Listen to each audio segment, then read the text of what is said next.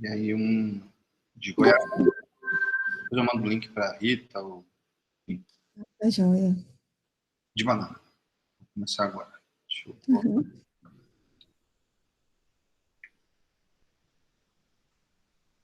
Aquelas fotos de coletor ficaram tuas? Qual coletor? Tem uma que era, outra não. Mas a mais feia é a minha. Eu achei muito bonita. Estou quase comprando tem um adaptador para ocular no microscópio para contraste de interferência, sabe? Para dar esse efeito de relevo. Eu sou apaixonado Uhum. por imagens. Eu sei disso. Você deve investir mesmo. E aí, às vezes eu coloco, até tenho vergonha, às vezes eu coloco por aí coisas que eu tiro no celular, porque é rápido, né? Porque até eu sentar... Uhum. Todo mundo está conseguindo assistir? Meu slide? Agora? Sim, sim. Ah, obrigado. Eu vou projetar aqui. Se tiver algum problema, liguem comigo aqui. Deixa eu ver aqui.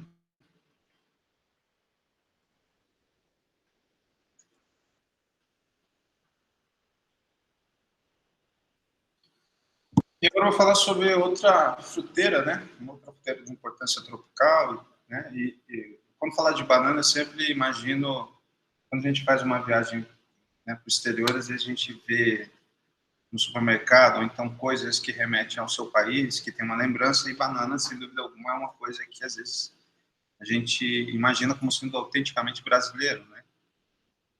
E o Brasil, né, como produtor, é um grande produtor de banana. E então é uma fruta de grande importância e que, sem dúvida alguma, com relação aos acessos de todos os grupos sociais que nós temos no país, né, é uma fruta que sempre remete a uma questão de acessibilidade, né, de você poder ter uma fruta na sua dieta, na sua alimentação.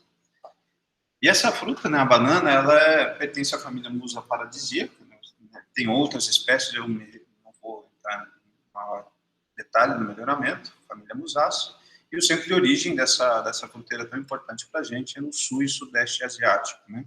Ao contrário do que a gente falou da goiaba, né? Que era aqui e que depois lá passou a ter um protagonismo na produção de goiaba. No Brasil, a banana ela é o segundo volume de fruta produzido, ele só perde para volume de fruta para laranja, né? E os maiores produtores mundiais, né, de banana são a Índia, Equador, o Brasil e a Filipinas. E normalmente você tem uma questão de consumo anual, né, habitante, a quantidade de 20 quilos, né? Então imaginem vocês, 20 quilos de banana vocês comem. Né? Eu sempre, toda semana, não deixo ficar sem banana em casa. Daí eu revezo entre banana maçã e banana. No sul a gente chama de caturra e vocês chamam de prata aqui, né? Eu sou do sul.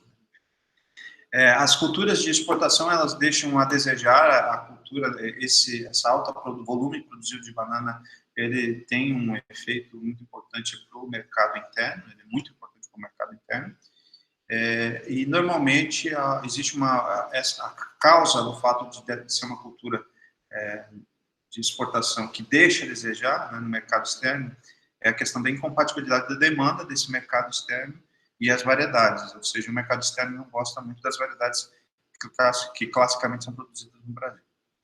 Os principais exportadores da nossa banana são o Equador, a Costa Rica, Colômbia e Filipinas, e no mercado internacional, né, tanto o Brasil quanto a Índia, eles são considerados com uma participação baixa, uma participação inexpressiva nesse mercado de exportação, nesse mercado internacional. As perdas de pós-colheita, né, sem dúvida alguma aqui, as doenças pós-colheita, elas têm uma grande importância aqui dentro das frutas, e esse mesmo diálogo que eu falei de goiaba, de perdas provocadas por vários tipos de agentes nos frutos, vocês também vão encontrar essa mesma situação para a cultura da banana. E aí a região Nordeste é a maior produtora no Brasil, seguindo da região Sudeste, região Norte, região Sul, e aqui onde a gente está, na região Centro-Oeste, a gente está em último lugar como região produtora. A gente tem outras culturas de importância aqui no Centro-Oeste de área cultivada, né?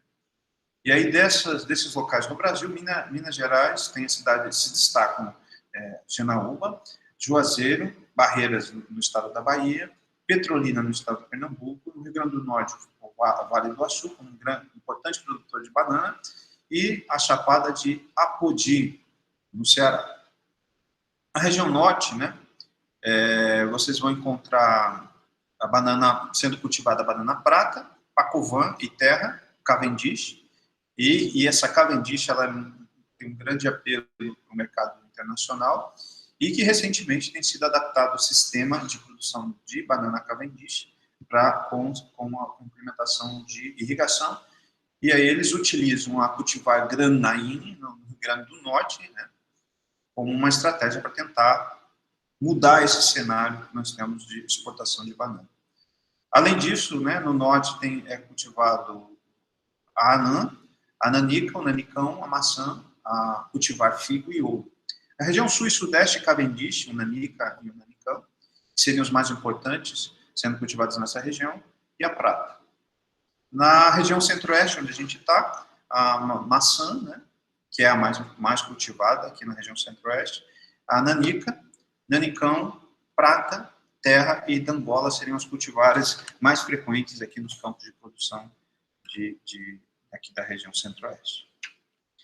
E aí eu vou falar um pouco sobre doenças da banana, e é importante que a gente saiba algumas partes, que às vezes algumas doenças, até mesmo no fruto, elas ficam muito próximas à almofada, né, que seria essa região morfológica da banana, a ponta, né, o charuto também são chamados, né, algumas doenças que afetam aqui da base, algumas doenças, né, nematóides, né, cavernícola, no rizoma, no pseudocaule, né, então a gente tem aqui a flor masculina, né, no coração, e aqui os frutos que são formados, né, por partenocarpia, né, que é a característica da banana, em que você vai ter o ataque de diferentes tipos de patógenos. Patógenos na folha, né, sem dúvida eu vou falar de algumas coisas que com certeza vocês já ouviram falar, cigatoca negra, cigatoca amarela. Hoje é considerado um complexo, né, as cigatocas, né, não somente as duas pseudocercósporas, né, as micosferella, eu vou mostrar mais à frente para vocês.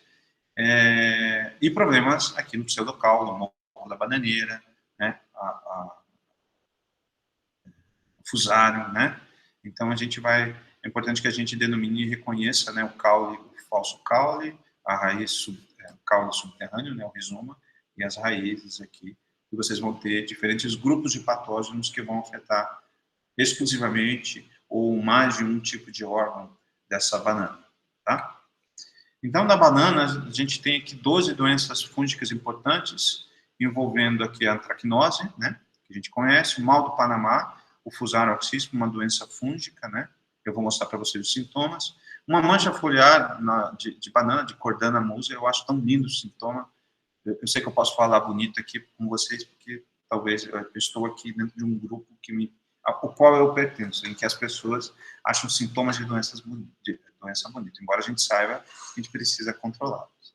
Mas eu acho que às vezes, alguns sintomas são obras de arte, na minha opinião. Mancha de Cordana é um sintoma muito bonito em banana, às vezes a morfologia que ela adquire na planta é interessante. A mancha de Cladosporium, que não é um Cladosporium, né, na verdade é o Metulocladosporiella, mudou o nome, né, Musa. O Chloridium, que tem os Asmidium muscigeno, então Chloridium, porque o gênero no passado era Chloridium, por isso que é chamado de mancha de Chloridium. Então vocês têm, às vezes eu percebo muito nos alunos, quando a gente fala de doenças de banana, que às vezes existem muitas confusões em cima do mal do Panamá, em cima do moco, em cima da cigatoca, então fazem uma confusão sobre a identidade do agente etiológico, porque às vezes os nomes são muito parecidos, e eu até entendo um pouco como a dificuldade dos alunos em entenderem algumas das moléstias, das doenças que afetam a banana. A mancha lozano, a mancha parda, né, Cercospora raio, a pinta de Periculária grise, né, lembrar de Periculária brusone, né, de arroz, trigo. A podridão da coroa, né, Fusarium rosa, e aí vocês vão ter vários agentes que podem provocar essa podridão, né, o cacho, verticílio, próprio coletótico musa, e a morte, né, essa necrose, essa podridão que é chamada de ponta de charuto, né, e aí vocês têm dois agentes etiológicos, Musicilium theobroma e Trachyphaera fructícola, e as duas cigatocas Mycosfarella, eu coloquei o telemorfo, né? Mycosfarella musei, Mycosfarella fijiensis, e aí eu vou mostrar para vocês lá na boca, lá mais à frente, tudo bonitinho, e uma outra espécie de cercóspora que também causa cigatoca, né? Uma terceira espécie, de acordo com o autor. Grupo da Holanda, né? O Pedro Kroos, que publicou. E aqui, de bactérias, duas bacterioses importantes, né? Afetando o caule, né? A podridão mole de Pectobacterium carotovorum, pode ir no caule, pode ir, né, para rizoma, a famosa, né, podridão mole, o moco da bananeira, Ralston solanaceae, e aqui as doenças virais, né, que nós temos já uma quantidade maior, e alguns sintomas que eu vou mostrar para vocês, e doenças muito frequentes em banana, né, essas viroses, como a banana streptovirus, Cucumbers mosaicovirus da bananeira, a banana Bract mosaicovirus, o topo inlec, né, o banana bush top virus, e algumas viroses quarentenárias, né, o banana vírus X, abaca book top virus e sugarcane mosaicovirus, né, que necessita de cuidados, né, com as barreiras e estratégias. Tem a ver um pouco com a palestra, né? Na palestra que teve na semana passada, o professor falou um pouco sobre pragas quarentenárias e os cuidados que a gente tem que ter para proteger o nosso agronegócio das pragas que estão localizadas em algumas regiões do Brasil e algumas pragas que não existem no Brasil. Né? E aqui os nematóides que afetam a banana, o Rhotilencus, Rhadophilus similis, Helicotylencus multicinctus, Pratylencus coffea, e aqui meloidógeno, espécies de meloidógeno, aqui seriam considerados as doenças de acordo com o manual. Essa tabela foi feita de acordo com como o manual, volume 2, coloca as doenças que afetam a cultura da banana.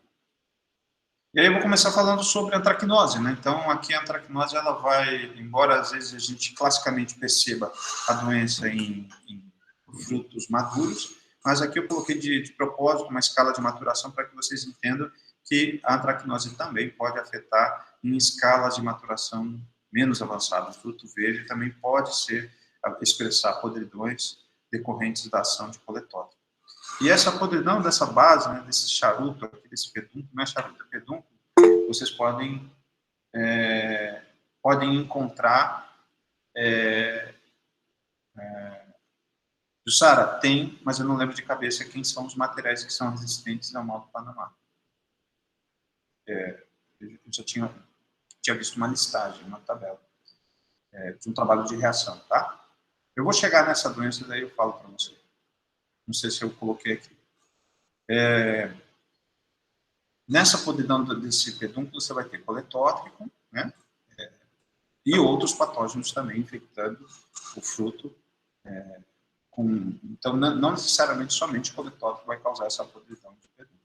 E aqui situações de inoculação artificial. A gente sabe que muitas fruteiras, a história da temperatura, ela vai minimizar a questão do avanço das lesões no tecido.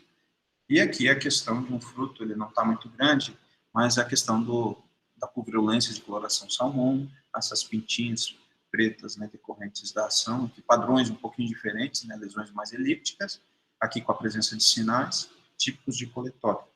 Tá? Então, na verdade, eu coloquei essa escala para que vocês entendam que existe o estágio fenológico, ele até, né, um estágio menos avançado, né, fruto verde, pode também expressar sintomas de coletótrico musei, mas na verdade não só musei, né, você vai ter outras espécies também. Eu sempre que eu vejo uma antracnose e observo numa cultura, eu vou preparar a lâmina e vou observar se morfologicamente isso bate com coletótrico musei ou qualquer outra espécie. Eu já vi banana com outras espécies de coletótrico diferentes do musei, da morfologia que a gente vê na literatura para musei. Aqui, né, coletótrico musei também, banana, né, uma ilustração, né, dos conídeos, da célula conidiogênica, mais de perto da questão da célula. Então, sempre para mostrar a antracnose, banana é muito, muito interessante para vocês que serão possíveis futuros professores, né, ou pesquisadores, né, da área de fitopatologia, enfim. Banana é muito interessante para mostrar sinais, né, e fazer inoculações com coletótrico. Na placa, é muito interessante a antracnose de banana, que ele esporula muito bem. Igual essa foto aqui, ó. É muito fácil de você encontrar essa massa de mucilagem. Quem já isolou coletótrico vai observar. Isso é um teste, né? Para um teste de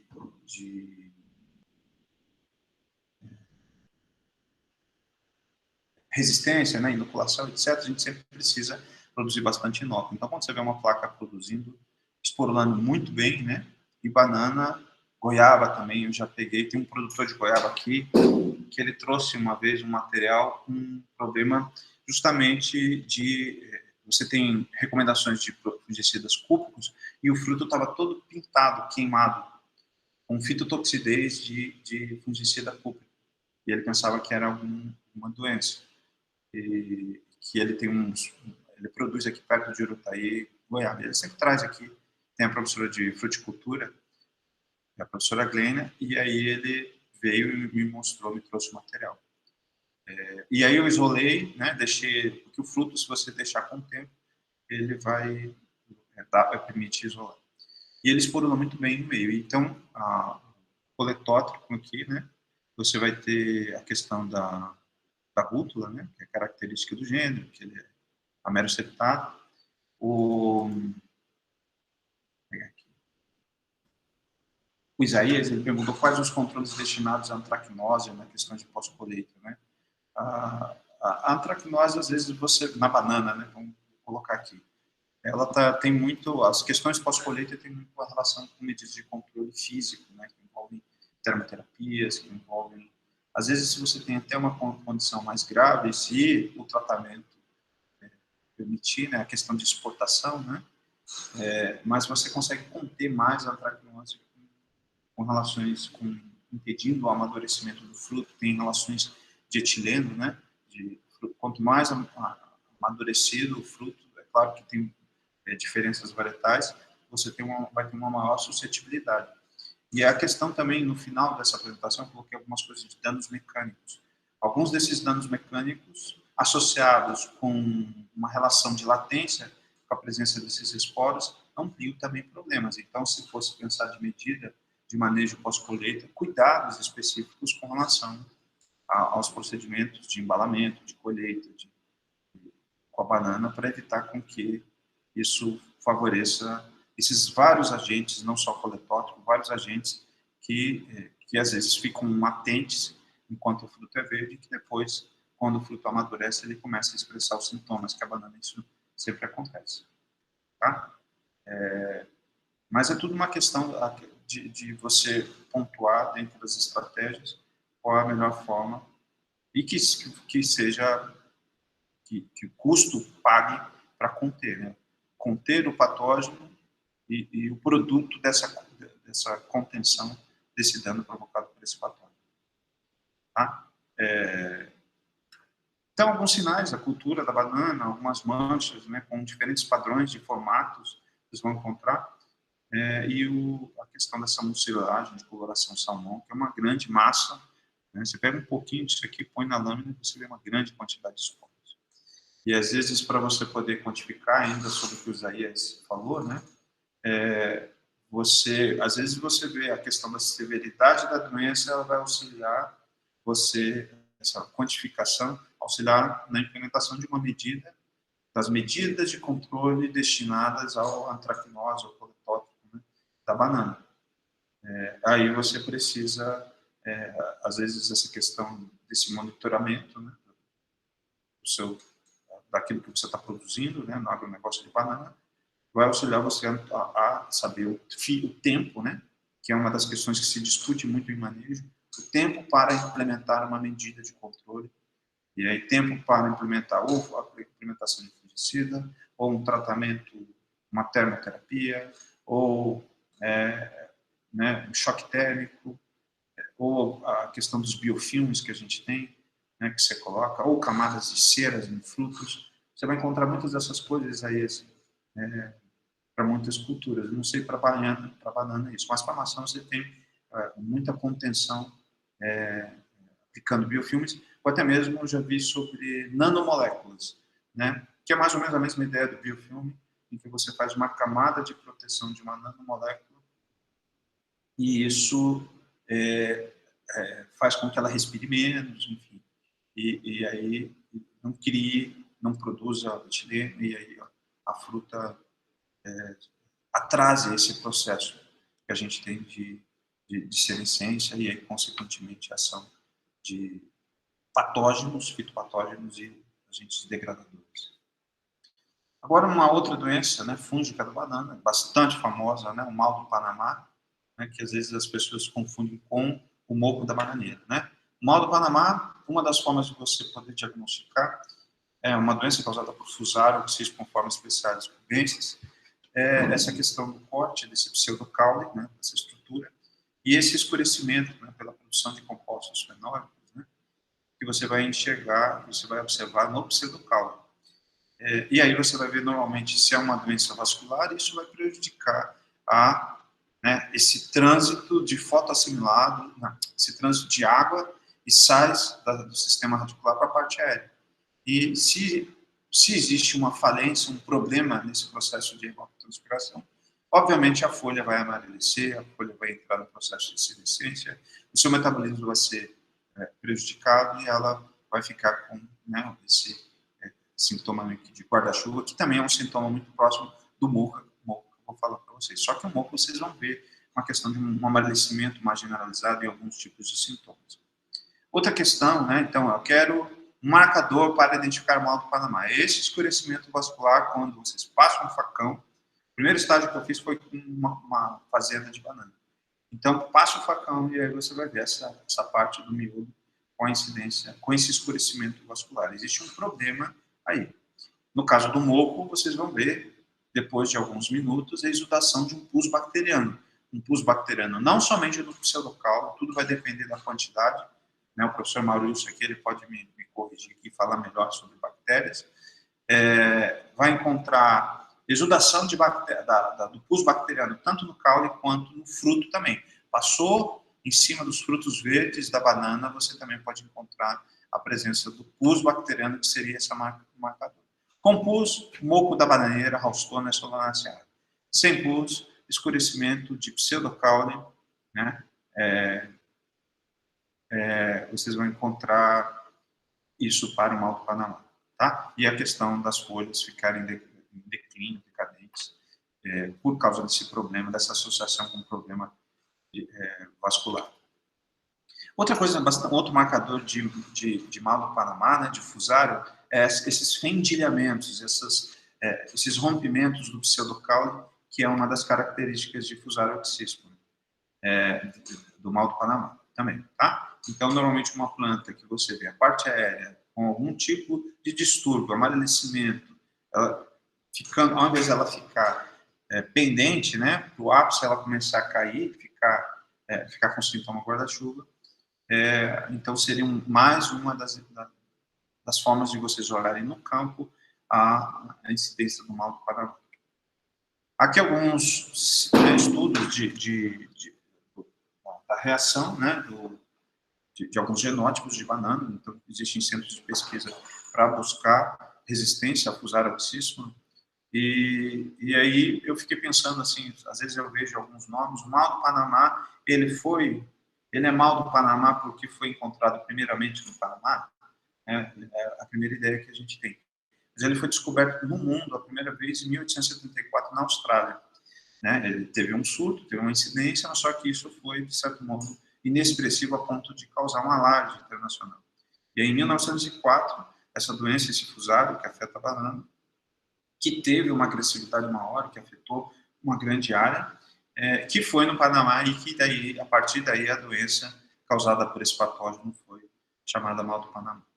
E aqui alguns tipos de sintomas e o escurecimento, né, irmão? Aqui cultivares diferentes e aqui o escurecimento, né, a área necrótica, aqui a parte sadia, aqui no miolo, né, da medula, e aqui ao redor com a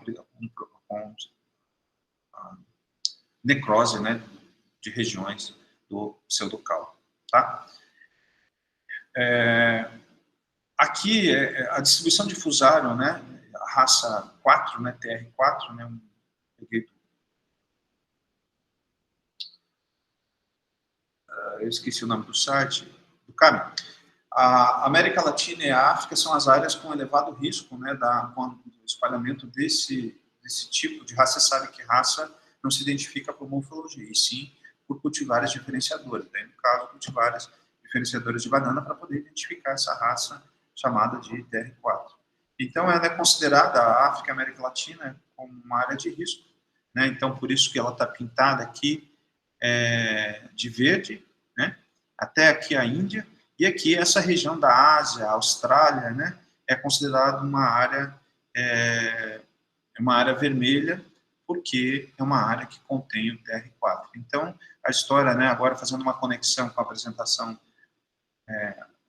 né, eu esqueci do professor, na semana passada, que falava sobre mitigação e evitar a entrada não somente de espécies de patógenos, mas raças de patógenos, né? Então, se você tem o Fusarium oxystiforme especialis cubensis já no Brasil, então vamos ter uma medida de mitigação. Está marcado em vermelho aqui, tá? Esses pontinhos aqui. De evitar com que ele chegue nessas regiões e prejudique o agronegócio de banana com a introdução dessa raça nos plantios brasileiros e das regiões que são consideradas áreas livres. Aqui, a mancha de cordana, como eu falei para vocês, né, é uma lesão mais elíptica, com halo bastante clorótico, e que depois, em alguns momentos, você vê uma confluência dessas lesões, né, causado, né, por cordana musa. Então, esse é o sintoma. Eu sempre estou tentando colocar para vocês o sintoma e o sinal, mas às vezes eu não consigo seguir porque eu não encontro o sintoma da doença. Ainda sobre mancha de cordana, né, que é cordana musa, aqui na banana. E aqui o agente causal, né, de cordana, dessa lesão, ó, muito bonito. E esse halo aqui, dá para fazer um quadro, né, com essa mancha de cordana. É um infomiceto que causa essa lesão bicelular. E aqui a mancha de cladosporo, né, o Metulocladosporiella musae, né, uma lesão bastante, né, às vezes pode até confundir com uma cigatoca negra, que às vezes a área do tecido, você tem uma área necrótica muito grande, né, ela tem uma agressividade muito maior, essa cigatoca negra. Mas nesse caso aqui, né, o cladosporo, em geral, em algumas culturas, ele sempre provoca sarnas. Então, às vezes, dependendo da cultura, vocês vão ver, esse aqui é um grupo muito parecido com gênero diferente de cladosporo, né, mas ele está dentro do grupo dos fungos, né, eu vou mostrar uma foto dele aqui. Ó. Então, aqui, a estrutura, ele tem uma célula pé bem desenvolvida, um linfomiceto, conídeos, né, típicos, né, de cladosporo, que são polimórficos, né, tem vários tipos de morfologias, tem cicatrizes, secessão. O crescimento dele é muito lento, ó, bem típico de cladosporo em relação aos outros fungos. E aqui, ó, você vê um fortalecimento dessa célula pé, que é bem desenvolvido, que é característica desse Metulocladosporiella musae em banana. Tá? Aqui, uma mancha de cercóspora diferente, né? Então, se você pensar que cigatoca negra e amarela são duas cercosporioses, eu vou falar de uma terceira, e essa seria uma quarta cercosporiose que afeta a banana, né?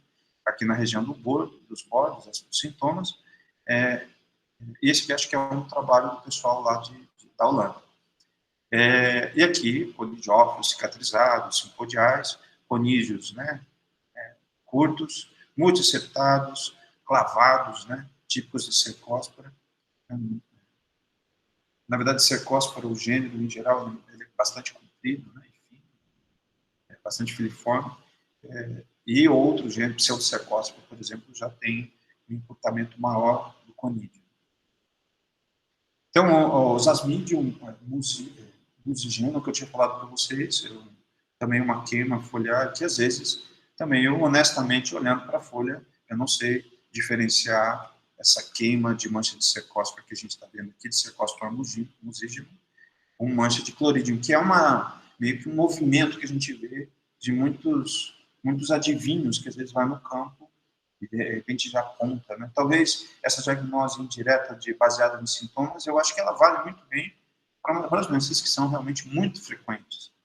Para outras doenças, eu faço um convite para ter uma série de cautela, principalmente nessa disciplina que vocês estão fazendo, principalmente no propósito da formação de vocês, de empregar, olhar esse material, dissecar esse material, né, e verificar várias vezes para ter uma opinião formada, né, sobre a questão da etiologia desse agente, né.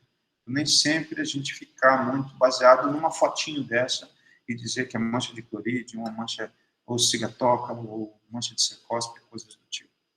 Então, eu posso, como um investigador, né, então quem está fazendo uma pós-graduação, né, do calibre, tá, peso quer fazer, né, fitopatologia, não MP, é extremamente importante a gente verificar que as coisas, elas, existe uma racionalidade, mas necessitam de uma série de procedimentos, de etapas, né, possivelmente seja tal patógeno, então eu vou preparar uma lâmina, então eu vou empregar um método diagnóstico para poder chegar ao seu veredicto. Você é um médico de planta, então você vai identificar baseando em ferramentas que fizeram parte, que estão fazendo parte da formação de vocês.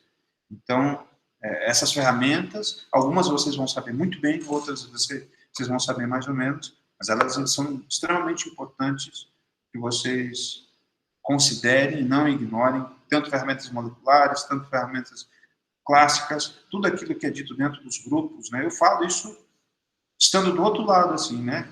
Eu estou dando essa palestra com a cabeça daquele aluno que fez patologia, que estudou todos esses métodos separadamente, junto com fungo, junto com bactéria, com vírus, com nematóide, e que depois a vida profissional, eu queria introduzir, eu não sabia todos, né? Eu também não sei todos, mas a gente sempre vai tentando, né, como esse grupo, né, pede, o grupo, o seu profissionalismo pede que você saiba sobre, embora eu tenha trabalhado com fungos, eu saiba métodos de diagnóstico de vírus, método de diagnóstico de bactérias, é importante que eu, pelo menos, ressalte, né, dê o meu melhor para explicar esses métodos e que as pessoas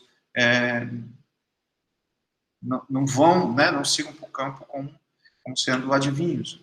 Né? É extremamente importante ter cautela e isso cabe muito bem para uma disciplina de diagnose, né, de doenças em grandes culturas e fruteiras.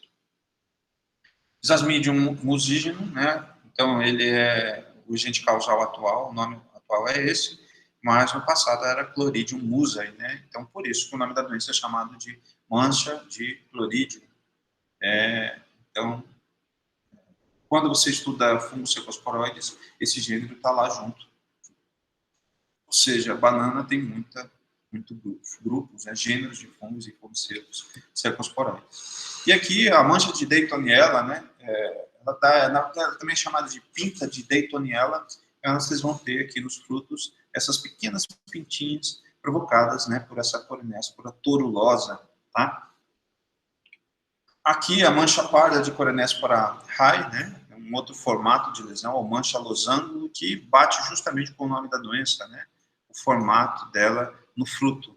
Então, esse fruto, se não tivesse nada escrito, né, voltando à questão que eu estava falando para vocês sobre cautela, eu poderia achar que isso, ou vocês poderiam também achar que isso é uma lesão de antracnose, de coletose, né? Então, a questão de você sentar em cima de uma cadeira, ir de frente com o microscópio e ampliar o seu vocabulário, a sua diagnose. Então, quanto mais diagnose vocês fizerem, melhor.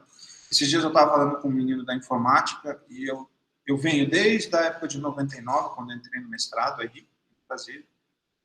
99 não, desde a graduação.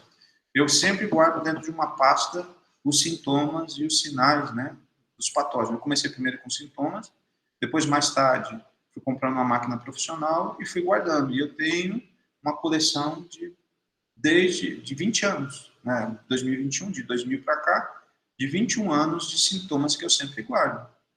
E aí eu estava falando para ele, eu precisava de um sistema em que eu pudesse ter acesso a todas as minhas imagens, porque todas as imagens eu sempre coloco o nome do sintoma, né? Quando é sintoma, eu coloco o nome do sintoma e o agente causal, e quando é sinal, eu coloco o agente causal e o sintoma. As fotos microscópicas. Eu sempre achei muito pertinente a gente imaginar, né, principalmente em aulas, mostrar o sintoma e mostrar os agentes etiológicos e discutir esses agentes etiológicos, aproximar isso ao invés de eu falar da característica etiológica que ele tem, né? Então, a questão visual, ela tem um apelo didático, às vezes, para algumas pessoas, né, muito forte. Para mim, por exemplo, escrever é muito forte. Então, se eu estou estudando alguma coisa, eu escrever, fazer resumos de coisas, isso para mim me ajuda nesse processo de fixação. Além do fato, sem dúvida alguma, que a melhor forma de aprendizado é ensinar, né? E aí, nesse momento, por exemplo, quem está mais se beneficiando aqui, né, por uma questão lógica, né, uma questão eu, porque eu estou aqui, né, tentando discutir. Então, toda a oportunidade de vocês estarem nos seminários, discutirem com profundidade, questionarem, bolarem perguntas e tentarem dialogar de uma forma melhor para passar essa mensagem, né? Eu, como um bacharel, depois eu fiz mestrado, fiz doutorado, é extremamente importante a questão de vocês saberem dialogar com esses diferentes grupos, com o mestre, com o doutor, com o profissional, com o produtor, com alunos, com essas diferentes categorias. Quer dizer, eu não sou o dono da verdade, eu não sou o cara didático de tudo, mas eu acho que, pelo menos, eu não fico como... É importante não ter uma barreira e estudar sobre didática, estudar sobre forma. Vocês, a geração de vocês, são muito mais fáceis de aprenderem coisas novas do que a minha geração, né? Isso não quer dizer que eu também não vá sempre sentar e querer aprender essas coisas novas, essa questão de didáticas de ensino que a gente tem que ter agora com a história do EAD. Isso é uma questão que vocês não podem ignorar. Vocês não sabem o que vai acontecer com vocês. Se vocês vão ter um emprego para serem professores, ou vão ser profissionais, ou vão mudar de área. Eu acho que tudo isso tem a ver com oportunidades e fazer a coisa ao qual você está feliz, né? Eu acho que isso é o mais essencial. Mas vou parar de enrolar. A pinta de piriculara, né, é importante. Não consegui uma lesão, peguei um livro, uma literatura que eu tinha aqui de doenças da banana, e essas manchas aqui de piriculara grise que causa brusone. Não é, você quase não vê isso em banana, mas aqui é um sintoma dessa doença para essa cultura. Ainda sobre frutos, a história da podridão da coroa, né? Agora, em banana é tão interessante que você vai ter um grupo de patógenos que afeta a coroa e um grupo de patógenos que afeta a ponta, né? Tem esse padrão, né? Então, no caso dessa podridão da coroa da banana, que é esse elemento morfológico da agregação desses frutos, Fusarium rosa, eu considero que outras espécies de Fusarium, Verticillium aqui, né? Fusarium, e o coletótrico, o próprio coletótrico musa, que é bastante famoso como agente causal de antracnose, né, pode causar essa podridão. Então, né, podridão são organismos, né, vários tipos de organismos podem provocar essa podridão da coroa. E agora, o que eu falei para vocês, né, um fruto verde com sintoma, eu separei aqui, né, são duas espécies de fungos que causam a ponta de charuto. Então, aqui, né, o agente causal é meio que um fungo verticilado, né, aqui o clamidósporo dele, né? E aqui a estrutura desse fungo, né? Às vezes você olha, né, você poderia pensar que até meio acinzentado, pensa que é botrites, né? Podridão cinzenta. E aí você precisa preparar a lâmina, né? Para poder reconhecer e empregar métodos diagnósticos e assim por diante. Aqui de novo, né? A outra espécie, a ponta do charuto, aqui eu me insere um pouquinho mais, pelo menos está com esse padrão mais esbranquiçado, né? Trachysphera fructígera seria a segunda espécie de fungo que causa essa doença da chamada ponta de charuto. E aí eu chamo a atenção sobre a questão da origem dele, né? Esse Trachysphera talvez não seja tão popular como um agente causal de doenças de plantas, mas ele é um cronista, né? Ele é parente do pítium, parente da fitófora, e que causa essa podridão aqui do ponta do charuto. Eu achei isso muito interessante e aprendi com essa apresentação que eu trouxe aqui para vocês, tá? E aqui a foto dele, né? Aí, essa foto eu peguei fui lá no Index Fungorum, peguei a descrição, né, de Trachysphera, como eu não conhecia, Falei, vou ver se tem a foto lá, porque às vezes eu não encontro na internet. E lá na descrição original de Traxifera fructífera tinha essa foto aqui da estrutura, aos esporângios, aqui que vão ter zoósporos, né? E aí por isso que causa, né, essa ponta do charuto da banana. E agora vamos falar sobre uma outra doença importante, né, de banana, que é a história da cigatoca, né? Daí tem esse autor aqui, o Chang, de 2016, que ele detectou, que ele ressaltou que a cigatoca ela seria causada por 3 espécies. A nova espécie aqui que ele colocou diferente, que não é tão comum, né, nas literaturas, é a Pseudocercospora eumusei, né, que ele colocou aqui, ele fez trabalhos com filogenia, com a parte molecular e com a parte de morfologia e taxonomia clássica, além, né, da cigatoca negra, que tem uma agressividade maior, que geralmente você vai ver esse escurecimento do tecido, uma confluência maior dessas lesões, uma doença de grande importância na folha da banana. E aqui os conídeos dele, repare que ele é um pouco clavado, né, um pouquinho mais fino no ápice e na base. Ele tem uma base mais truncada, em alguns momentos você vê a cicatriz de secessão, ele é multiseptado, né, esses conídeos. E aqui, esses dias eu fui pesquisar sobre o estado de Goiás, se ele era, né, porque o Urutaí está em Goiás, e aí às vezes eu tento me reportar para esse público que é goiano, dos meus alunos. E é considerado, até um tempo, eu tenho que revisar, mas era considerado uma área livre de cigatoca negra, né? Só tinha cigatoca amarela no estado de Goiás. Se vocês souberem de alguma informação diferente disso, mas o anamorfo, né, Pseudocercospora musa, da cigatoca negra, o anamorfo Pseudocercospora fijiensis, e aí o teleomorfo da cigatoca negra é Mycosphera fijiensis, e da cigatoca amarela, Mycosphera musicula, né? Então, esses seriam... E eu vou muito mais além, né, dessas manchas foliares, né? Então, além desses três anamorfos que eu estou colocando aqui para vocês, tem as outras cercósporas que eu falei para vocês, né? Cercosporiose que também podem provocar essas manchas foliares em banana, né? Então, vamos lá. Então, primeiro, eu falei para vocês, né, do fusário, né? Então, o fusário, o alvo principal que vocês vão ver no pseudocaulo, e o sintoma reflexo dele é na folha. Você não vai encontrar sinais dele na folha. Então, na verdade, a murcha vascular vai provocar ele, vai fazer com que a folha fique amarelecida, e aí vai chamar o mal do Panamá, né? Então, doenças famosas da banana, então, mal do Panamá, fusário. Cigatoca, negra e amarela, Pseudocercospora fijiensis, a negra, Pseudocercospora musa para a amarela, tá? Além de outras espécies que podem ser encontradas também associadas. Basta vocês que são especializados, né, serão especializados daqui a algum tempo, reconhecerem e detectarem esses agentes no campo, né? E outras cercósporas, eu tinha mostrado uma cercóspora anteriormente, que foi a cercóspora raio, né, que também pode afetar folhas. Aqui a Pseudocercospora musa é a cigatoca amarela, né, a característica de ter esse halo clorótico ao redor da onde se depositou, né? Então, cada lesão dessa, eu imagino, dentro do ciclo das relações, um daqueles conídeos que eu acabei de mostrar para vocês aqui, ó, esses conídeos caiu e provocou essa lesão. E aí, à medida que ele vai colonizando, né, esse tecido, a planta vai reagindo com clorose, com necrose, e à medida que ele vai colonizando, ele vai ter uma confluência e até mesmo desenvolver os ciclos secundários, né? Produzir conídeo e disseminar esse conídeo para outras áreas do tecido sadio, né? E provocando perdas de área foliar, perdas fotossintéticas para a banana.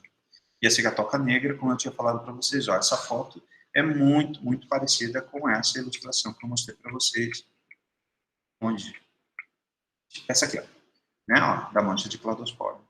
Me lembrou muito a mancha, esse padrão, né, de cigatoca negra, né? Região sul, Paraná, Santa Catarina, Rio Grande do Sul, é uma área que tem incidência dessa pseudocercose. Tá? Aqui, agora, outra doença também considerada importante, né, o moco, que tem essa questão epidemiológica de distribuição, né, aleatória, típica, né, de doenças de sistema radicular, de solo, né, e doenças vasculares, em que os ciclos secundários, eles têm uma barreira, né, nesse caso, tem uma barreira para disseminar, ele se reproduzir e emitir isso para o ambiente, e infectar outras plantas na mesma estação de cultivo, isso é difícil, por causa da questão do inóculo estar contido dentro, né, do tecido vascular, do rizoma, do fruto, né.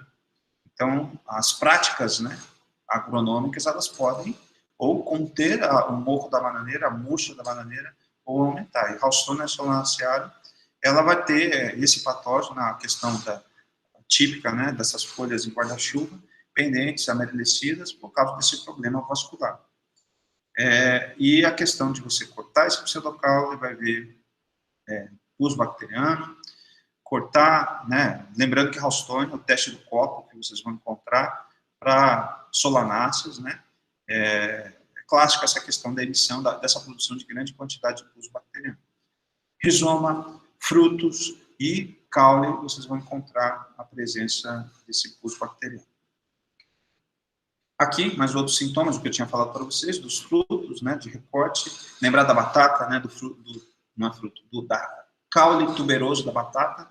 Quando você corta, você também vai produzir, se ela estiver infectada por Ralstonia, vai ter também observação, detecção na campo da presença de Ralstonia solanacearum, tá? Aqui, a questão da podridão mole, uma outra doença bacteriana da banana, né, que consequentemente vai desencadear, né, um tombamento, né, desse pseudocaule, né, então que o caule verdadeiro está embaixo da terra, né, que é o rizoma, e aí a planta começa a tombar por ação, né, desse tipo de bactéria.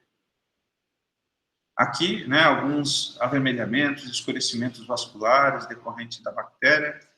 Não achei nada, né, talvez alguém possa adicionar aí, que dissesse a respeito dessa questão de algum, como ocorre a questão do pus bacteriano para a Ralstonia, né, para a questão de Pectobacterium, essa quantidade de inóculo que é produzido, né, porque o pus é isso. A planta tem uma grande quantidade e a gente consegue identificar. Com folhas, né, quando a gente faz o teste do fluxo, a gente necessita que essa folha contenha uma grande quantidade de inóculo para que eu consiga ver o fluxo lá numa gotinha d'água, né? Ou se nenhum desses métodos microscópicos funcionarem, ou do teste do copo, macroscópico, né, o teste do copo, a questão dos isolamentos e a questão do que, né, o professor Maurício com certeza deve falar para vocês de todos os testes bioquímicos que são empregados para a identificação dos gêneros de bactérias fitopatogênicas que a gente tem. Teste GRAM seria o pontapé inicial e daí por diante.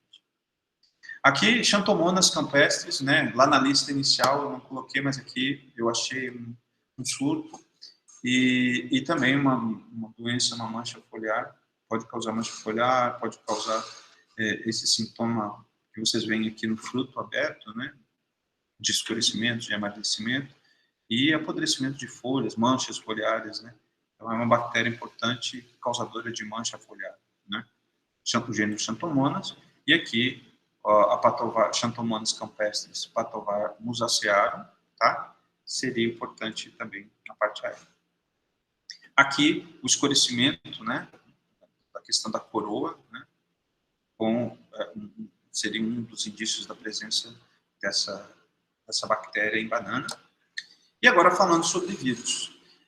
Aí nós temos o vírus das estrias da bananeira, banana estriquarius, né? Em banana terra não, esse mosaico ele é clorótico e com faixas em nervuras. E olha que interessante, assim, às vezes soja sempre acontece isso também, às vezes tem alguns tipos de sintomas, né? A questão do grão avermelhado com Cercospora kikuchi, a mancha chocolate lá do grão com aquele vírus em soja.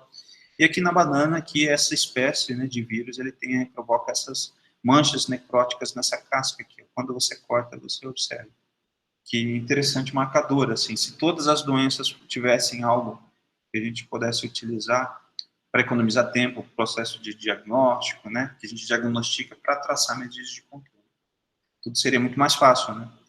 Então, a gente necessita realmente de entender muito bem de todas as estratégias de diagnose associadas para cada grupo, né, fungo, bactéria, vírus, nematóide, que a gente possa utilizar depois disso na prática, associado às medidas de controle, as várias possibilidades e até mesmo as criações de medidas de controle para tentar conter esses patógenos. Aqui, o Cucumber mosaic varius, a CMV, o banana nanica, a banana nanica, ela apresenta estrias cloróticas paralelas, que aqui o autor disse que forma um mosaico, mas não sei, não me parece um mosaico típico do ponto de vista conceitual, né? Mas considerando a questão da organização celular de banana, né? Então, na minha opinião, depois a Rita me corrige, que ela conhece tudo sobre vírus, mas a questão é que eu vejo que são áreas com disfunções da clorofila, em que você vê bem delimitado. Para mim, o mosaico é isso. E o mosqueado é quando esses encontros, essas disfunções de clorofila, elas não delimitam bem os bordos das lesões, né? Ficando meio que arredondado, meio sem distinção, né? Então, para mim, esse sintoma meio que parecia um mosqueado. E aí, aí eu deixo para a Rita depois me puxar a orelha. Aqui a questão do tamanho, né, de redução do Cucumber mosaic varius. Cucumber mosaic varius CMV vocês vão encontrar em outras culturas, ele tem uma importância muito grande, em grandes culturas também. E banana aqui, a questão desse sintoma que me parece mais mosqueado do que mosaico. Mas, enfim.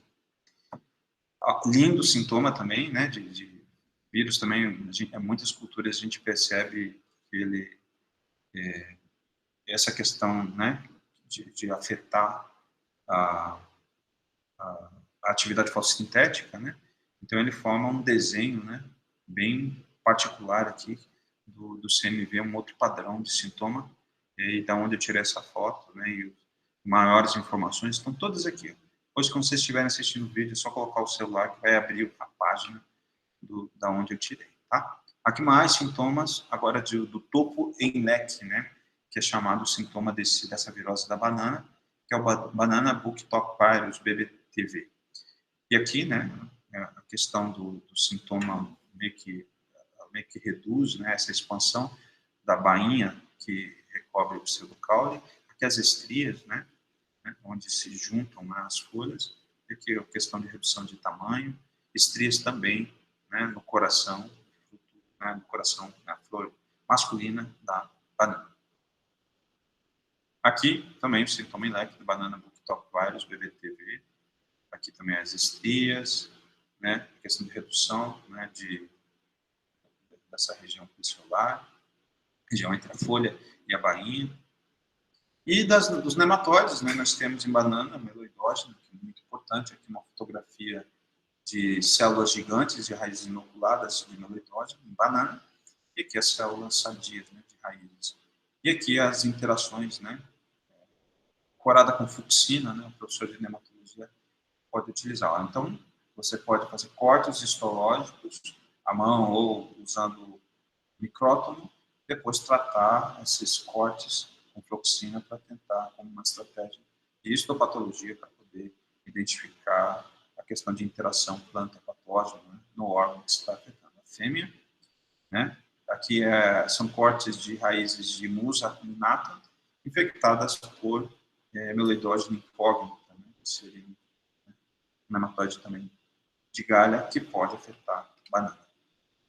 E aí, para eu poder finalizar toda a minha fala sobre doenças da banana, né, muitas dessas doenças, os ferimentos, os danos mecânicos, eles podem servir de porta de entrada para agentes bióticos, e aí aquilo que eu falei em goiaba também reforça para qualquer cultura. É extremamente importante que você considere pragas, estude, embora isso não faça parte, né, você não está estudando aqui dentro da fitopatologia, mas quando você tiver, eu estou falando por mim, assim, né, quando eu estiver no campo e tiver cobranças de produtores, cobranças de pessoas que me tragam materiais. Às vezes é importante eu, durante essa análise, durante esse laudo dos problemas que vão acontecer nas plantas, reconhecer sintomas de fitotoxidez, né? Não ignorar isso, fitotoxidez por herbicidas, fitotoxidez por vários fungicidas e inseticidas que estão decorrentes do manejo, os danos mecânicos, as questões de déficit hídrico ou excesso d'água, as questões nutricionais. Eu faço um enorme convite, eu estou falando aqui, a pessoa que 20 anos depois, né, 20 anos, eu saí em 2006 da UNB, tantos anos, saí, e acho que, para mim, eu achei muito importante estudar, embora eu não saiba completamente, para eu ter uma ideia mais completa sobre distúrbios que afetam as diferentes culturas, sobre questões clássicas do nitrogênio, o excesso de nitrogênio, a falta de nitrogênio, o excesso de potássio, a falta de potássio, fósforo, e isso nas plantas em geral. Além do que eu coloquei ali para vocês, da identificação correta do agente etiológico, checar isso, essas mudanças, enfim. Existem sites em que isso é possível, porque que a gente, vocês que são uma massa pensante, por que a gente não coloca isso em prática?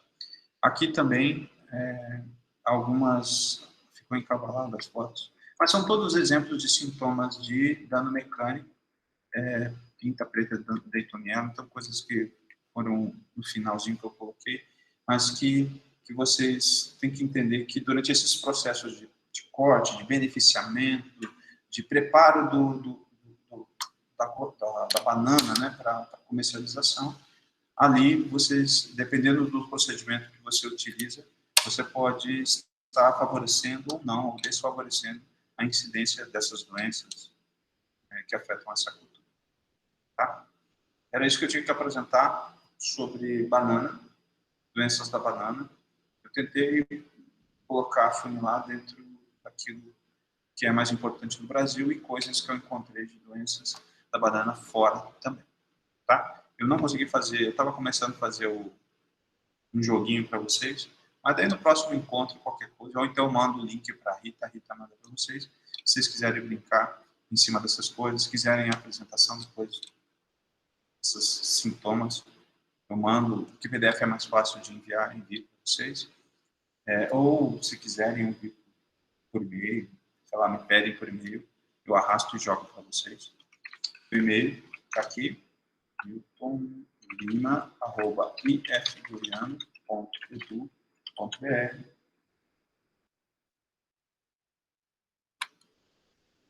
E é isso, gente. Eu acho que eu terminei mais cedo, mas...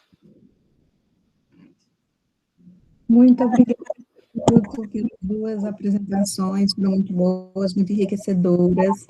Com relação à parte que você comentou de vírus, é isso mesmo, você falou do mosaico do mosqueado, né? Será que é isso?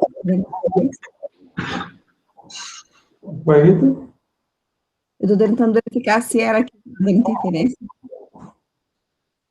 Se eu entrei 2 vezes e não fechei alguma, estou tentando verificar isso aqui. Ah, tá. Não sei.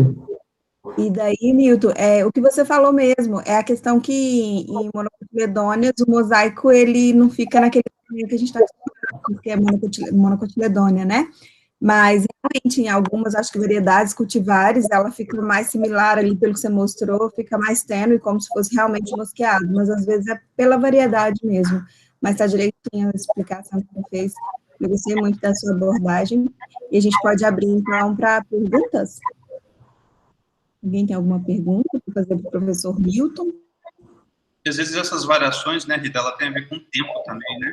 Às vezes não Pode tem ser ambiente, né? um tipo assim, e depois ele vai mudando essas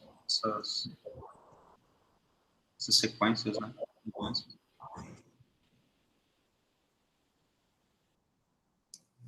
Perguntas? Paula, o Clebelin não está aí, Paula? Ele não está fazendo exercício, não. Essa não, Milton. Eu já ia mandar uma mensagem para ele brigando com ele. Já. Levar um bronca. Acho que ele pegou poucas matérias agora. Milton, eu queria falar da cigatoca negra. Eu acho que tava procurando, eu vi um registro só que em Jataí, Goiás. Só que não tem outro registro em Goiás.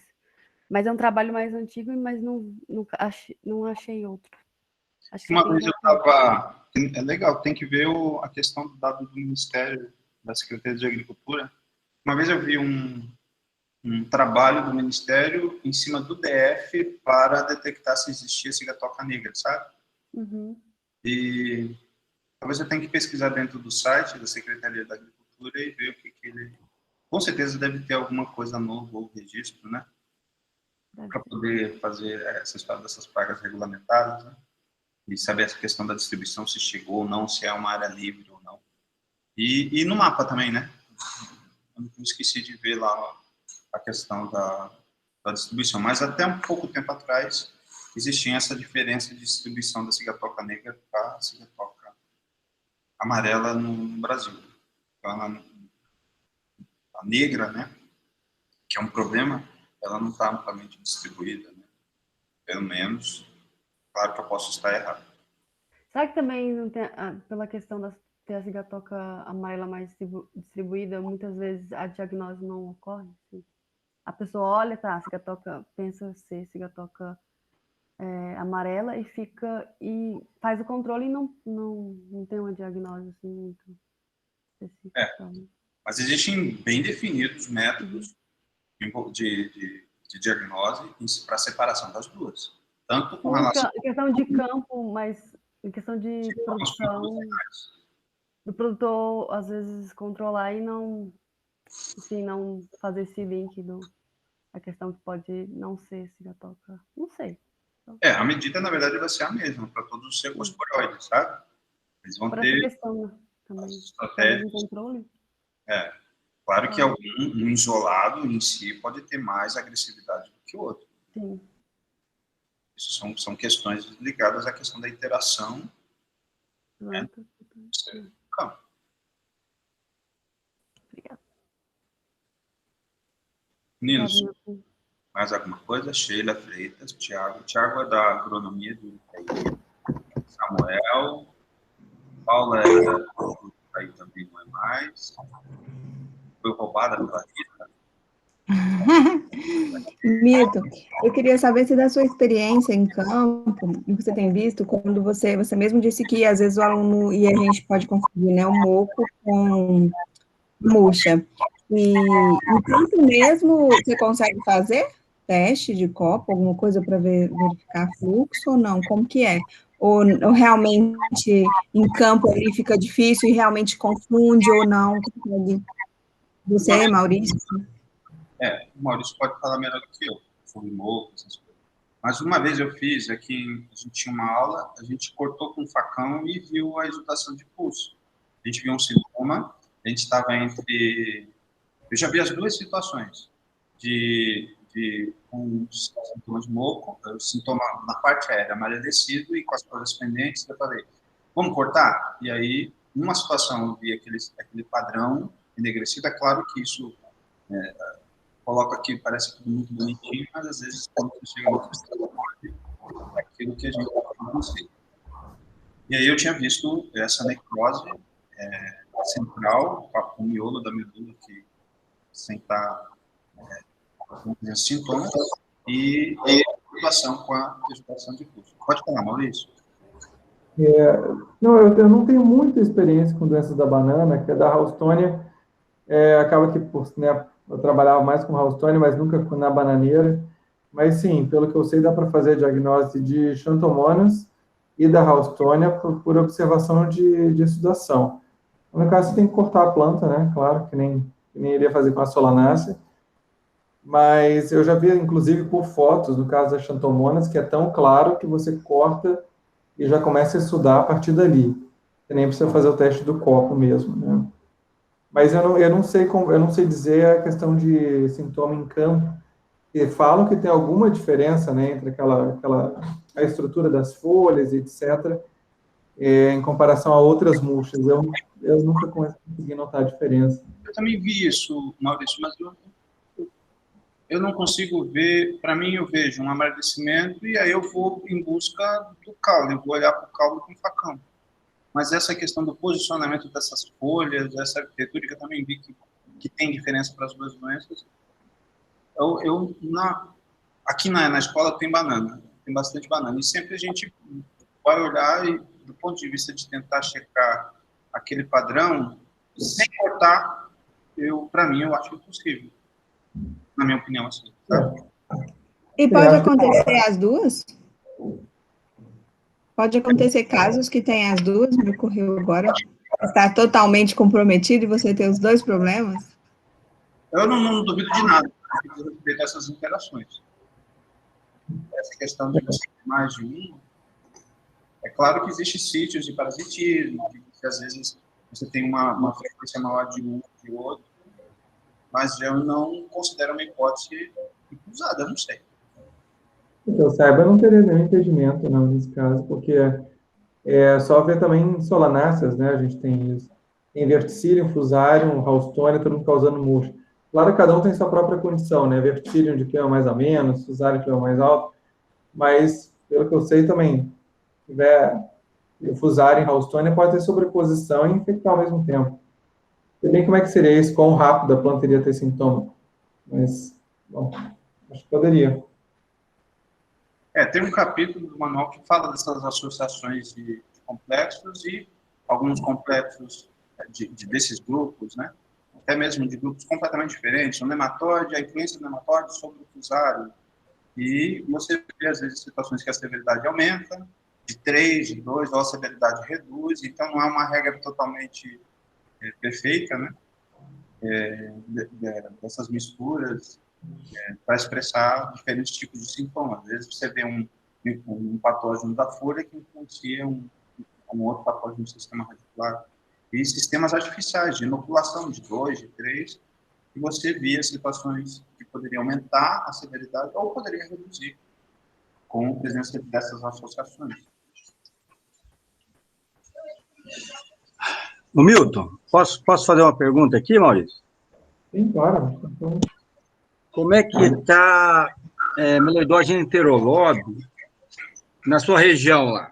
Tem ocorrência lá desse nematóide, porque ele, assim, a princípio ele ocorre muito em goiabeira, né?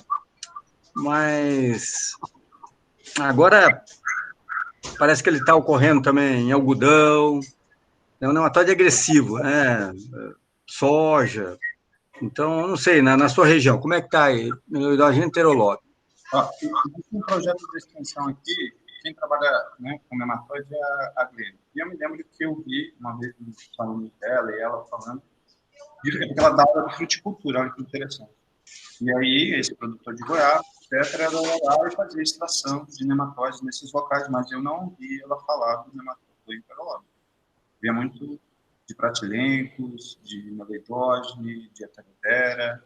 Ela fez um levantamento de alguns produtores de fruteiras e eu nunca ouvi ela mencionar a respeito da detecção de meloidose enterolobe como um surto aqui na região, né? Se bem que aqui não é uma região tão importante para a produção de hortaliças. Então, existem aqui, saindo, né, da cidade, indo para Caldas Novas, alguns produtores, que deve se resumir uma faixa de 7 a 10 produtores de frutíferas. E aí tem uva, tem goiaba, e que nessas propriedades ela não detectou meloidose enterolobe. Mas eu não percebi. Entendi. O que na sua região está se plantando mais o quê? Aqui é soja, né? E depois colhe janeiro, daí vem milho, vem girassol, vem sorgo, né? E muito gado e muito aves aqui próximo também. Tem muito... tem uma indústria de aves e poucos produtores de fruteiras, mais cultivo extensivo, gado de corte, pouca hortaliça, muito pouca. É mais ou menos esse o cenário que a gente tem aqui. Então, por exemplo, eu trabalhei muito com hortaliças e quando eu cheguei aqui para dar aula, eu fui meio que me adaptando, né? Eu preciso falar na linguagem, a grande parte dos meus alunos são filhos de produtores, trabalham com grandes culturas, então por isso que eu me direcionei, a Rita falou lá no início, né, quando estava me apresentando, falando que eu trabalho no cultivo extensivo, então foi basicamente nesse sentido de se ajustar a essa realidade de cultivo extensivo, soja, feijão, né, cristalina, tem muita história a gente faz, às vezes, algumas coisas com o pessoal de lá. Tenho alunos, né, da pós-graduação daqui que são de lá. Batata, cebola, né, essas hortaliças lá já é mais frequente do que aqui. É 180, 200 quilômetros daqui, cristalina. Mais ou menos na realidade que a gente vive. Ô Milton, tem muita integração lavoura-pecuária aí? O pessoal faz esse tipo de... Olha só, existe um movimento aqui, antes dessa pandemia, tem uma fazenda em que ela, associada com o pessoal da UEG, do Cameri, faz muitos eventos, mas eu considero que a integração lavoura-pecuária propriamente dita, na prática, sabe? Ela não funciona. Existe um modelo que chama a gente de tudo quanto é canto, ela tem parceria com o pessoal, com grandes empresas e tal, para tentar divulgar essa questão aqui. O Cameri fica com 30 quilômetros daqui, os alunos daqui anualmente vão para os dias de campo, mas, na minha opinião, eu acho que na prática, igual a gente estava me perguntando sobre questões de manejo, né?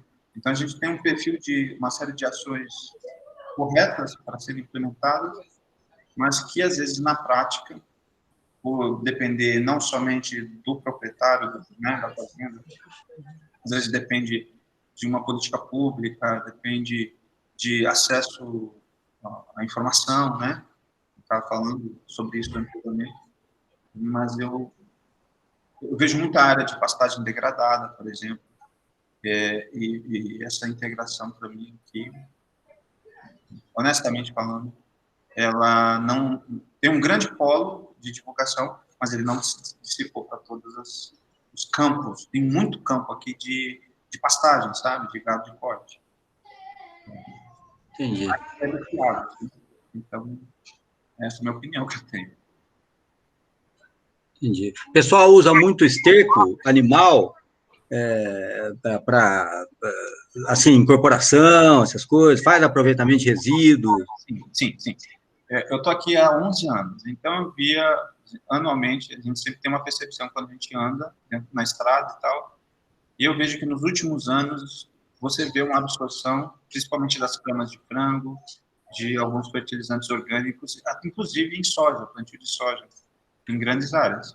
Você vê antes, lá pelo setembro, outubro, a chegada, né, das camas de frango, que são caras, né? Esses dias eu fui fazer um orçamento, 2.500, um caminhão, não lembro quantas toneladas que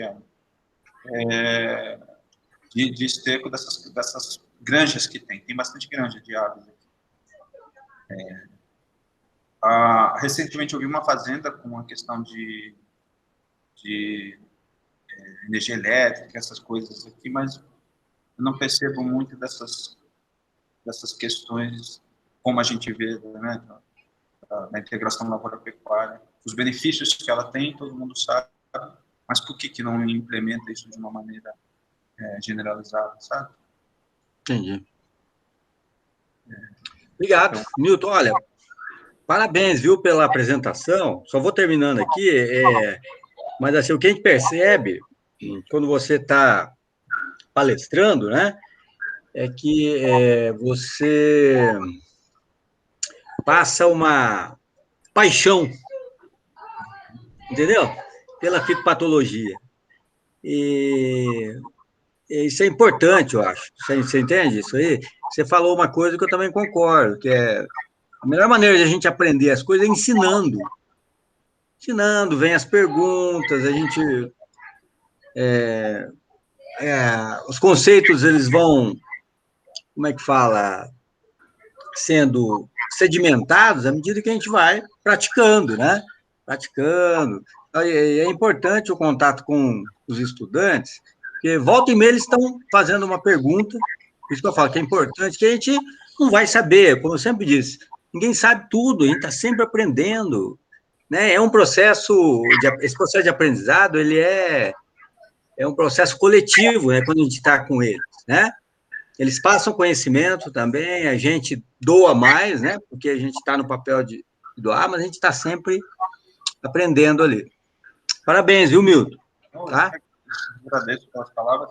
E uma coisa também que eu vejo para eles que são jovens, né? Às vezes a gente tem uma ansiedade e às vezes a gente se acha muito inútil, sei lá, ou então se acha fraco, ou então você não vai tão bem nas provas. Então eu percebo também uma questão que é importante ter muita paciência e dar tempo ao tempo nesse processo, né? A maturidade, ela traz também muita coisa. Com a maturidade, esse estado de atenção e esse enfrentamento cotidiano de todas essas dificuldades, né? Esses dias eu ouvi falar uma questão sobre talento, diferença de esforço e talento, uma pessoa esforçada e uma pessoa talentosa. Se a pessoa talentosa não trabalhar, não sentar, né, e não fazer, e enfrentar todas as coisas, né, e executar, e colocar todo o seu intelecto, já que ele tem tantas facilidades, ele não vai conseguir resultado. E já uma pessoa esforçada, dedicada, ela consequentemente, ela vai conseguir ter resultados, talvez com tempos diferentes, e que isso é perfeitamente normal, e é importante ter consciência disso, e está tudo bem. Ficar tranquilo com as suas facilidades e dificuldades. E nesse momento que eu estou vivendo hoje, né, nessa questão de manter essa paixão por uma área que eu me apaixonei desde a graduação, é extremamente importante, porque é uma questão de escolha, né? Você escolhe, você coloca, você vai ter barreiras, vai ter dificuldades, você vai saber certas coisas mais, outras você vai ter muita dificuldade, mas é importante que você, eu tenho dificuldade sobre isso. Por exemplo, eu desde sempre estudo, eu sempre nunca consegui me formar no inglês, mas eu estou ainda lá, vou fazer o teste, o TOEFL, independente se eu vou utilizar ou não. Estou estudando todos os meus sábados em inglês e fico sempre enfrentando os dilemas, as barreiras que eu tenho, né? É claro que hoje, mais velho, eu consigo ter mais paciência para administrar o caos das minhas dificuldades, dos meus fantasmas, e entender que é um processo de construção. Ter sabedoria, ela necessita de muita calma, muita paciência, que às vezes com 25 anos, 24 anos, com 30 anos, a gente não tem, e que às vezes mais para frente, hoje eu estou com 45 anos, eu consigo ver que às vezes quando eu sento em busca de um propósito para aprender algo que eu não domino, a coisa flui de uma maneira muito mais saudável, muito mais tranquila, porque eu tento sempre deixar de lado a minha ansiedade, essa ansiedade que eu tinha muito de que as coisas dessem certo, de que eu fosse bom o suficiente, da cobrança de todo um universo em relação a ser bom, né? Porque você faz tudo certo e aí você faz 10 coisas certas, erra em um e você já é desqualificado. Então, eu acho, aproveitando essa tua fala, Cleber, no sentido dos alunos, desses estudantes jovens, terem paciência, calma e ir em busca, né? Porque as coisas elas vão vindo por consequência e pacote certinho sobre sucesso, sobre dar certo, sobre ser o melhor. Não. Eu sempre parto tudo de dentro para fora. Se você tem a consciência de que você deu o seu melhor. E se você deu o seu melhor e as pessoas acham que não é bom o suficiente, vamos lá, então eu vou analisar isso, vou me reinventar. E se der certo, eu vou tentar ser uma melhor pessoa amanhã. E só se despressurizar menos, né? Eu sentia que quando eu era estudante, ou então há 10 anos, 20 anos atrás, a gente vivia uma pressão muito grande, a gente achando que nunca vai dar certo, que o meu lugar ao sol não ia acontecer. E hoje, né, mais idoso, né, eu sinto que não é bem assim, entendeu? Então, um grande pensamento que eu gostaria de dividir com as pessoas para que vai com calma, fica tranquilo, faz a sua parte. faz a sua parte, que uma hora as coisas vão ser. Perfeito. É importante passar essa tranquilidade, né? Essa experiência, né, para o aluno. Não vai acabar hoje, o mundo não vai acabar, né? Se deu errado, manter a calma é importante. Por isso que eu falo, o papel do professor hoje, especialmente agora nesse período aí de pandemia também, né? A gente está sob pressão psicológica, os estudantes também estão. Então, a gente tem que usar um pouco de psicologia também, né? Você falou muito bem, é isso aí. Milton, parabéns, viu? Parabéns. Ok, obrigada, Kleber. Eu ia justamente falar um pouquinho da experiência dele para motivar os alunos e acabou que entrou nisso que você colocou, que é importante para a gente também, né? Eu vi que tem no chat, se você tiver tempo, não sei como está seu tempo, parece que tinha uma pergunta. Tá. Sara me perguntou sobre a questão do Mar do Panamá, né, ser um lugar com temperaturas mais altas, olhando no mapa mundial, é por conta da temperatura ou não? Né?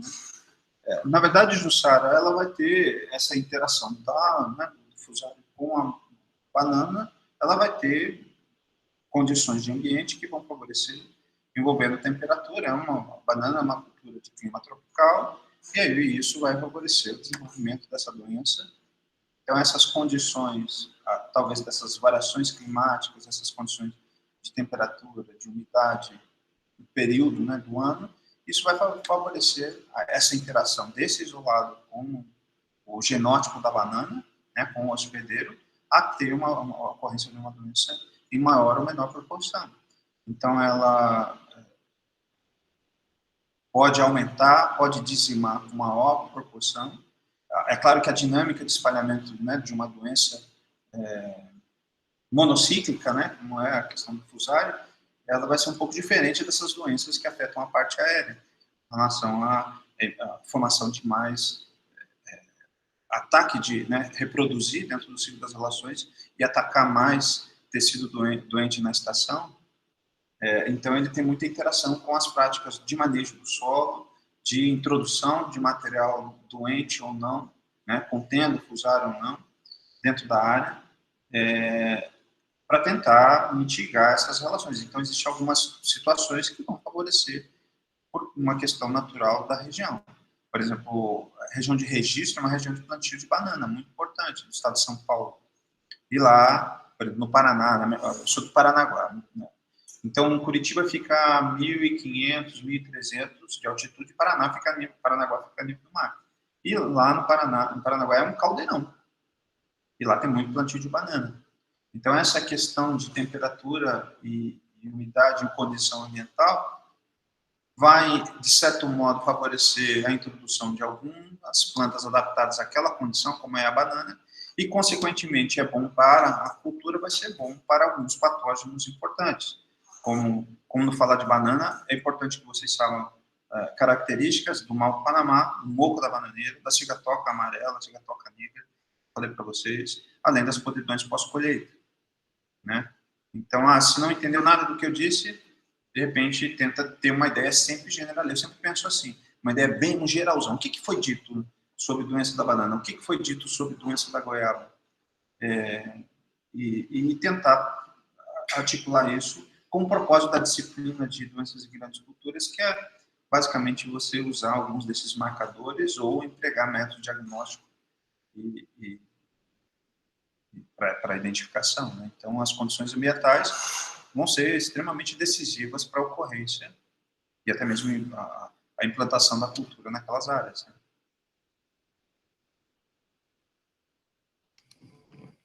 Ok. Mais perguntas, Maurício? Eu tenho uma pergunta, é mais um questionamento mesmo. Eu sei que a cigatoca é um complexo, né, de 3 espécies, e eu tive o prazer de trabalhando juntamente com o professor Fernando e a Rita, em uma disciplina deles, que também era parte de um seminário meu, identificar o micovírus infectando uma dessas espécies de cigatoca, que é a cigatoca marrom, que a gente não tem aqui no Brasil.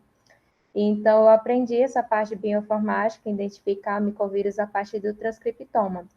E aí eu queria saber, porque eu sei que atualmente é uma demanda aqui no Brasil, há uma demanda, né, em identificação de micovírus em diferentes espécies, inclusive na Embrapa Hortaliças, a professora Nagata e o professor Dr. Ailton, e tem projeto nessa linha de pesquisa, né, identificação de micovírus, e também em Espírito Santo eu já vi na parte de fruteira, de fruticultura também identificação de micovírus.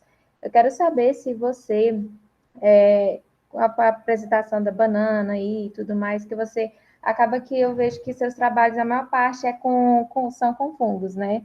Mas você trabalha com praticamente mais de 2 patógenos, você sempre está focando no que você tem na sua área e tal. Eu quero saber se aí você também tem esse foco de buscar micovírus, não só em cigatoca, mas em outros fungos, na banana, no caso. Débora, eu achei muito interessante. Na verdade, a gente, aqui, eu trabalho com o que eu posso, né? Geralmente, a gente faz alguns trabalhos de laboratório, de campo, né? Tentando, como o nosso mestrado aqui é profissional, aproximar com as empresas. Tem um aluno meu que é do Mato Grosso, que trabalha em estação de cultivo, então ela não segue, embora eu ache isso extremamente, sou apaixonado por essa proposta de nanotecnologia com essa questão que você falou de microvírus, né? É uma outra alternativa à questão de a gente conseguir ajustar isso dentro do sistema agrícola para ele, né? Para ele funcionar como uma estratégia e tentar mitigar alguns problemas de alguns sistemas tradicionais de manejo, né? Mas eu não trabalho com isso não, e tenho muito pouco conhecimento sobre microvírus, né? Sobre obtenção, identificação. O que eu às vezes faço são isolar, tenho algumas populações de fungos que a gente encontra para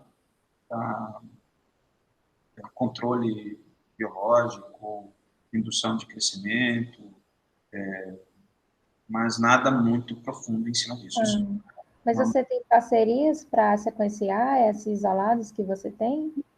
O que acontece são algumas, na verdade são de fungos patogênicos, de algumas coisas que eu tenho, e aí eu isolo, faço cultura monospórica, produzo micélio, congelo e envio para algumas pessoas. Tem um grupo da UFG e o Botê, né? Então, o Botê, o Ailton, né? Mandei agora... Uma estratégia a mais, né? Porque a partir do momento que você tem essa sequência, seria interessante avaliar elas nesses isolados que você tem, porque seria uma possibilidade, né, de identificar esses micovírus. E o mais interessante no micovírus que eu identifiquei no Dr. Fernando e a Rita é que a cigatoca marrom, ela é menos agressiva, né, dentre as 3 espécies. E como a gente tem a possibilidade do virocontrole, é uma hipótese, na verdade. Pode ser que essa menor agressividade pode ser em decorrência da presença desse vírus infectando o fungo. Então, é um estudo que pode ser feito, e a maioria dos estudos publicados, eles relatam a necessidade de estudar os diferentes isolados. E como você já tem esses isolados e tem essas parcerias sequenciando, seria interessante, né? Não só para a cigatoca, mas para outros, porque na verdade a gente vai vivendo e vendo a pesquisa e a gente gera muitos dados, e conforme a gente vai andando, a gente vê que tem mais possibilidades de trabalhar esses dados.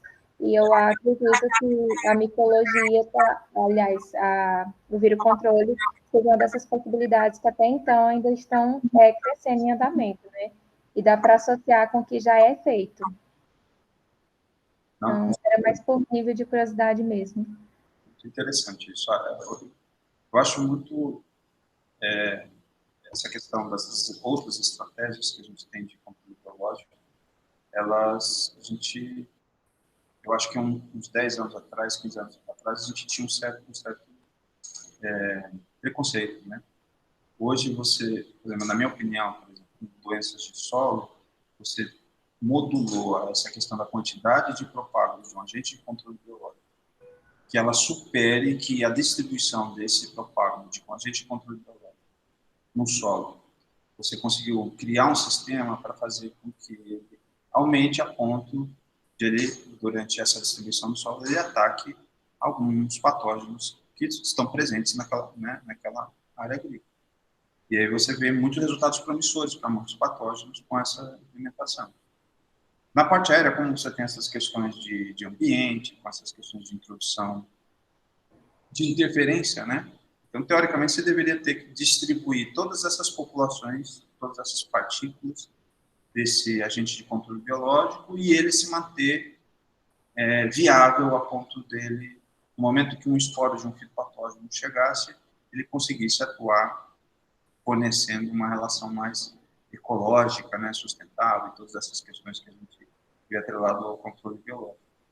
Então, na hora que você conseguir ajustar esses sistemas e ver todas essas possibilidades de você, de uma maneira racional, né, de uma maneira bastante objetiva de você conseguir substituir algo que custe, que seja mais eficaz e que custe, tem um custo menor. Então, eu acho que é por aí, né? Então, a gente precisa raciocinar com inovação, com essa mente livre, né? Que eu acho que os jovens têm, a ponto de você gerar como essa tua proposta de microvírus, de implementar isso. A questão é que, às vezes, a gente fica muito em ilhas, né? Cria modelos muito excelentes, mas a gente não consegue se conectar com o fluxo a ponto de difundir essa tecnologia e se aproximar como um alvo, né? Fazer aquilo meio que vingar, né? Do ponto de vista de uso. Eu acho que esse é o ponto, você tocou em um ponto em que eu sou apaixonada pela pesquisa, ciência, conhecimento e tudo mais, pela possibilidade que o ser humano tem de melhorar o que já existe, né? Porque a gente está num nível que a gente não está criando a roda, a gente está aperfeiçoando a roda. E aí, na pesquisa aqui no Brasil, que é o ambiente que eu tenho contato, às vezes eu sinto uma certa limitação entre os próprios pesquisadores ou os colegas em relação a criar, melhorar o que já existe. E eu acho que é isso, estar aberto, né, às novas tecnologias e como você falou, não é só ter a ideia, mas tipo como tornar essa ideia prática, como aplicar no campo. E eu acho que esse é um dos desafios da fitopatologia e do melhoramento, que para mim os dois andam juntos, não tem como um existir sem o outro. E o desafio seria esse, você tornar a teoria na prática funcional. E assim, inovar, mas inovar sendo eficiente. Eu acho que é um dos entraves que a gente tem, maiores desafios na pesquisa, e porque, assim, às vezes o que já está fixado é confiável e o pessoal aceita mais. Quando você chega com algo novo, nem sempre você é bem visto. Mas eu acredito que é necessário chegar com algo novo, testar, porque a hipótese precisa ser testada para virar uma lei ou teoria. E muitas vezes as grandes teorias que nós temos foram levantadas através de hipóteses que eram cômicas, né, de início. Mas é interessante. E eu admiro muito você, eu acompanho um pouco a sua história. Confesso que conheci você vendo a sua dissertação e a tese, acho que, se não me engano, foi a tese, lá na biblioteca da UNB, vi o seu nome lá. E aí depois conheci, vi o pessoal falando e acompanhei, e admiro muito, exatamente pelo que o Dr. Kleber falou, você demonstra paixão pela fitopatologia, pelo conhecimento e pesquisa. E isso é inspirador, porque nem sempre a gente encontra em nosso meio as pessoas que trabalham com paixão, e isso faz muita diferença. Então, eu quero agradecer pela apresentação mais uma vez, e é isso. Obrigada. Eu agradeço. Mas eu acho que isso é uma decisão de vocês. É importante que vocês decidam e trabalhem, digam que o teu cérebro ele é muito sugestionável. Diga para o seu cérebro coisas boas que você quer para você. Nem sempre, né? São dias de vitória, dias de guerra, dias de vitória, dias de derrota, né? Mas é uma decisão, sabe? São várias coisas que a gente precisa se autocuidar, né? E na questão profissional, não sei se isso é uma coisa individual ou se... Mas eu sempre tento passar que isso qualquer um esse olhar importante. Sobre a outra questão que você falou, às vezes eu fico vendo a vida, a história da fitopatologia, quando eu penso de Weber, então você fala naquele século, naquele momento, as pessoas que criaram, às vezes a gente sempre fica com uma cobrança de querer criar um legado e gerar alguma coisa para as pessoas, enfim, pressão do ambiente externo. Eu fico imaginando como que aquelas pessoas, naquele momento, naquela circunstância, com aquele nível de conhecimento, geraram tanta informação, tanta coisa que mudaram a nossa vida hoje. E, de novo, aquela coisa do desapego de você fazer algo extremamente grandioso. Né? Se você fizer algo que mude a vida de uma pessoa, já faz sentido para a sua existência. E às vezes, essa questão de você se desapegar desse fluxo, né, de informação e olhar assim em cima de um problema e olhar nesse problema com... Será que eu vou criar um aplicativo? Que agora é uma coisa que está na moda, a história de agricultura 4.0, questão de acesso dessas questões. Eu não sei, mas eu vou lá tentar estudar sobre isso para tentar saber que opinião eu posso ter e se eu puder contribuir. Tudo vai depender de mim, se eu sou bom o suficiente, se eu sou competente o suficiente, porque tem muitas coisas que eu sou incompetente mesmo no meu trabalho, e desapegar dessas coisas e se esforçar muito e sair dessa coisa dessa bolha que colocaram em você, talvez ajude você a enxergar e achar algo que você acha que seja importante. Talvez as pessoas não deem tanto valor, mas tudo bem, também. Se as pessoas também não te valorizarem, está tudo bem, está tudo certo. Esse é um problema que às vezes a gente tem de querer que as pessoas fiquem o tempo todo endossando as coisas que a gente faz. Se você está com a tua consciência tranquila, que você se esforçou, que o esforço, o trabalho, ninguém vê. Ninguém vê que você fica madrugadas e madrugadas preparando algo, fazendo algo, né? A desqualificação é um processo que a gente precisa se conviver com isso, e está tudo bem, é a opinião das pessoas. Assim como eu tenho uma opinião também, às vezes, que possa desagradar as outras pessoas, é uma via de mão dupla. Mas, enfim, falei demais. Mais alguém que fala alguma coisa? Não falou demais, não, foi ótimo. Muito bom. Alguém tem mais alguma pergunta? Algo para colocar? O Maurício quer falar alguma coisa? Não, só agradecer, amigo. Foi muito bom. Aprendi muita coisa também, e sempre, né, uma visão diferente das coisas. E eu agradeço. Bom, isso é muito proveitoso. Acho que todos os alunos aproveitaram muito bem, como a Débora acabou de falar. Tá bom? Obrigado. E, Milton, estou à disposição para a gente pensar em alguma coisa, né, para poder fazer junto. Foi muito bem colocado mesmo pela Débora. Às vezes a gente faz um monte de coisa e não liga, né? Fiquei aqui curiosa para saber como que está a sua coleção, o que você tem. Se você tiver interesse, a gente pode conversar sobre isso, né? O que acontece? Eu estou guardando muita coisa. Quando eu acho algo que é muito, assim, que eu fico entusiasmado, e aí eu vou para sequenciar. Mas vou guardando sempre. Agora a gente está sem técnica aqui, então eu, o Marcelo, alguns está tudo guardado. É joia. Bem, então, eu vou deixar você finalizar, mas antes de você finalizar, eu gostaria de convidar, se você quiser, convidar seus alunos, os outros alunos que não estão na sala. Na próxima semana, a gente vai ter a apresentação do Tomita. Eu vou enviar por e-mail, que é aquela apresentação que é geral para todo mundo, tá? Então, para os alunos da disciplina, a gente tem a aula, né? Vai ser o palestrante, vai ser o Daniel, vai falar sobre soja, doenças de soja, e às 4 horas a gente tem a palestra aberta para todo mundo, com o Dr. Tomita. Então, se você quiser estender para os seus alunos, é algo que a gente não está divulgando para muito mais gente, mas para quem é interno, para quem está fazendo parte desse grupo participando, a gente vai expandir o convite, né? Então, eu te passo a palavra, mais uma vez te agradeço, e te passo a palavra para você fazer o encerramento. Obrigada, Milton. Não, eu não tenho mais nada a dizer, só agradeço a oportunidade de vocês me chamarem, e é isso. E acho que mês que vem tem mais uma, né, sobre grandes culturas. Girassol, eu acho, não lembro. Sim. E a gente vamos preparar uns cursinhos, e aí eu acho que vai ficar melhor. Porque era para, acho que não sei se funcionou aí, depois vou fazer essas atividades ligadas à minha fala, e aí para vocês brincarem.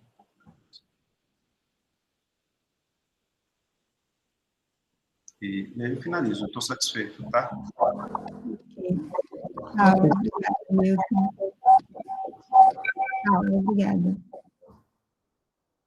Ok. Então, estamos encerrados. Obrigado, pessoal. Até logo. Depois eu mando o link, mas está lá no Fitopatologia 1, eu sempre coloco os vídeos lá. Quem quiser depois pegar e ver. E quem quiser a apresentação também, meu e-mail está ali, eu envio depois. Não tem problema comigo. Joia, se você puder disponibilizar, a gente está colocando para o curso, aí se puder me passar, eu deixo para os alunos. Tá, eu envio depois. Eu vou tirar e mandar. Ah, obrigada. Milton, tchau, tchau, viu? Prazer tê-lo aqui. Obrigado. Abraço.